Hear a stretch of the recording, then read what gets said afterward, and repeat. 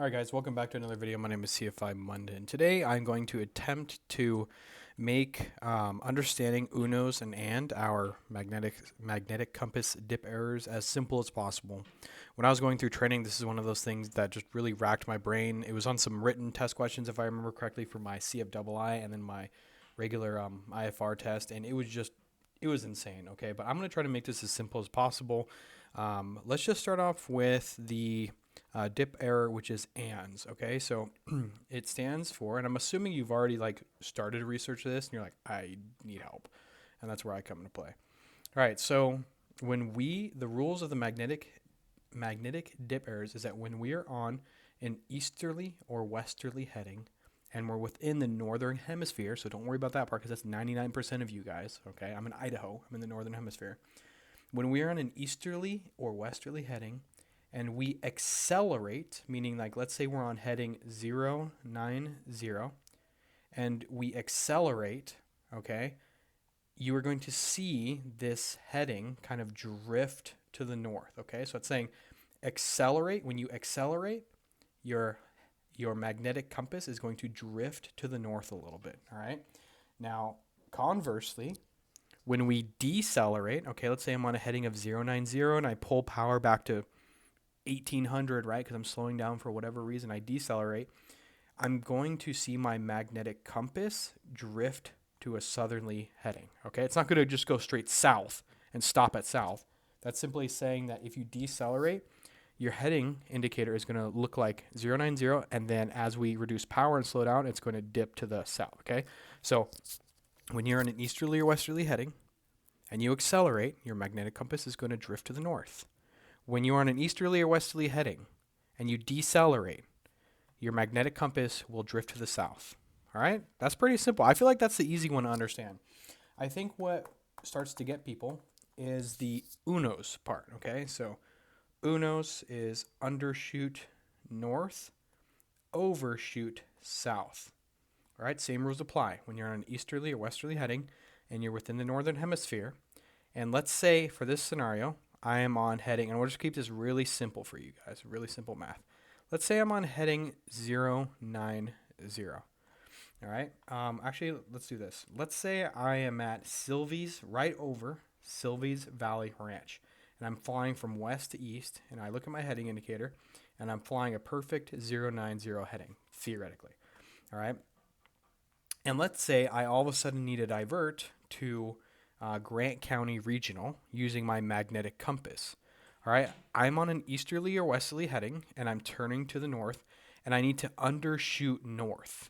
All right, what does that mean exactly? What does it mean to undershoot north? All right, let's say I need to turn to heading 360 in order to get to Grant County Region. I know it's not exactly 360, okay, but I'm making this math easy for you guys. I need to turn to 0360 from 090. I need to undershoot north, okay? But what does that exactly mean? That means you use this formula, which is you take half of your latitude, all right, which is this line right here. Some of you guys are going to be, mine's 44, all right? You divide it by 2, and then you add 15, okay? And for me, that gives me 37 degrees. All right. So now I want to take my 360 heading, and I want to subtract 37 degrees from that. All right. So let's see. It's just, it's going to be right here. So here's 030, 035. All right. So that means when I turn, I want to turn to heading 037. And then my magnetic compass, once I'm on heading 37, will slowly start to drift to about 360. Okay, so I'm undershooting north by 37 degrees. All right, now just take that same logic and apply it to if I'm going to a southerly heading. All right, I want to, let's say I'm flying from Sylvie's Valley Ranch. I'm on a easterly heading of 090, but I need to go to Burns, and I need to use a heading of 180. Okay? The rule says that I now need to overshoot south. All right? So I'm on an easterly, westerly heading, and I'm turning to the south. All right, same rule applies. My latitude, which is 44, divide that by 2, and then add 15. That's 37. So guess what? I'm going to overshoot my southerly heading by 37 degrees. All right.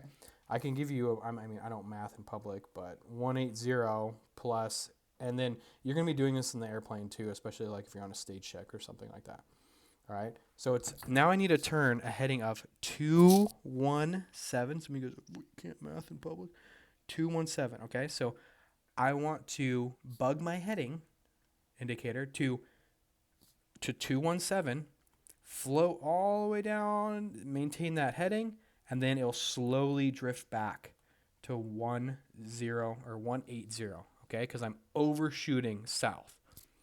All right, does that make sense? I feel like that's a pretty easy breakdown. All right, yeah, undershoot north, okay? Stop right here, and then it'll slowly drift, okay? Overshoot south. If I'm turning on heading 180, I overshoot, okay? And then it'll go back to that. All right. And remember, we want to maintain straight and level unaccelerated flight, and we want to maintain our standard rate turn throughout this. All right. So you don't want to be like turning and then climbing and then sinking, or turning and then dropping into your turns, stuff like that. This is all assuming that you're at straight and level accelerated or unaccelerated flight. All right. That's it, guys. That is the magnetic compass dip errors, and please leave feedback. I hope I explained this correctly, and I hope I explained this clearly. That's pretty much it. I'm trying to think. Yeah, that's it. And I used CFI notebook here to help me kind of explain this a little bit better. And then I'll go into another video about variation and deviation also. Okay? See ya.